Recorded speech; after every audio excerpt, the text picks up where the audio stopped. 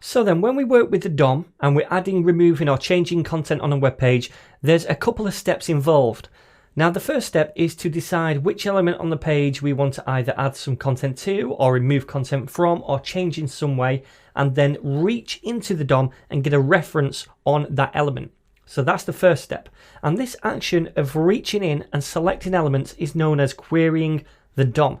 So once we've done that first step, then we're in a position to carry out the next step, which is the part we actually do something with that element, like change its content. So for now, we're just going to focus on the first step, reaching into the DOM and getting a handle or a reference on certain elements and nodes so that we can do something with them later. First of all, let me take you to the index page and we can see a few different elements on this page. So we're going to try querying the DOM for these different elements. So we can see we have 3 p tags right here, one with a class of error. Now say for example, I want to reach in and grab this p tag right here and get a reference on that element. So the first thing we're going to do is store our reference to this element in some kind of variable. So I'm going to create a constant and I'm going to call it para for paragraph and set it equal to something. Now remember, we use the document object whenever we want to do something with the web page. So I'm going to say document first of all, then I'm going to use a method on that document object called Query Selector. So this, in my eyes, along with another Query Selector method I'll show you in a minute, is the best way to actually grab an element from the DOM or query the DOM. So all we do is place a CSS selector in here as a string to whatever element we want. Now, if you need a refresher on CSS selectors, then check out my YouTube series on CSS. I'll leave the link attached to this lecture. But essentially, if we want to grab the first p tag right here, we can just say we want p, and that is going to grab that tag. Now, what this does is it goes into the document and it goes from top to bottom and it grabs the first p tag it comes across and then it ignores the rest of them. Okay, so this is okay if you want to grab the first p tag.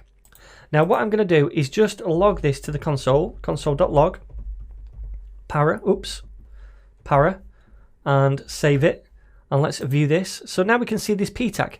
So now we have a reference to this paragraph tag inside this constant, and then later on we can do things with that paragraph tag, like change the style of it or delete it or change the content, etc. Okay, so imagine now we wanted to get something else. Imagine we wanted to get this p tag right here. How would we do that? Well, we can't use this selector p because that gets the first one it finds, but we can use the class selector because this has a class of error. So in CSS, the way we do that is by saying dot, because this is a class, then the class name error.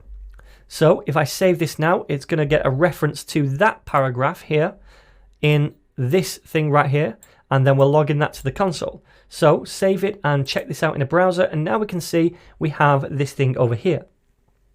Now what if I go to the index page and down here I add another div, give this a class of error, and then say this is another error. Now imagine I want to get this thing right here. Well, what can we use? We can't use the error class because that will just grab the first error it comes across, which is this, and ignore the rest. We can't use a div because it would come across the first div, which is right here. So we have to combine these. We want a div, which is an error. And the way we create a CSS selector for that is by saying div.error. This gets us a div with a class of error, and that's unique. There's only one div on the page with a class of error. So if we save this now and come over to the browser, we can see now we have this div.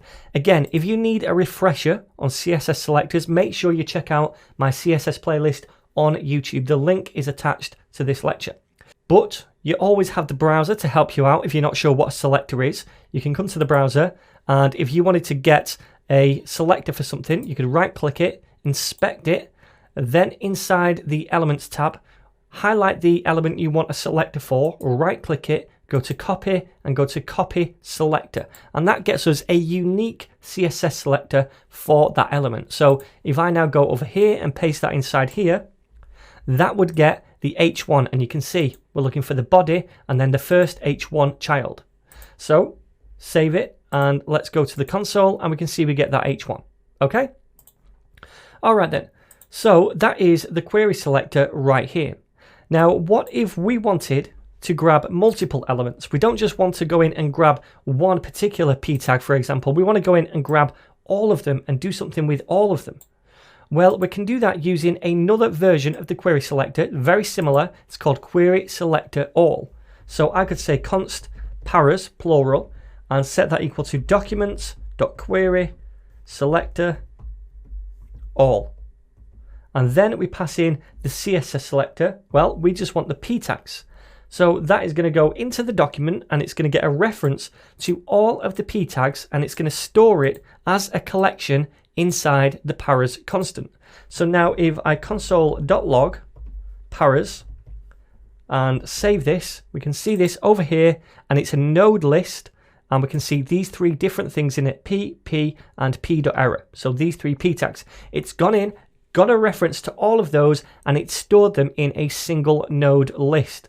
Now this node list looks very much like an array, but it's not an array. We can't use all the array methods on a node list, but we can do some things with it.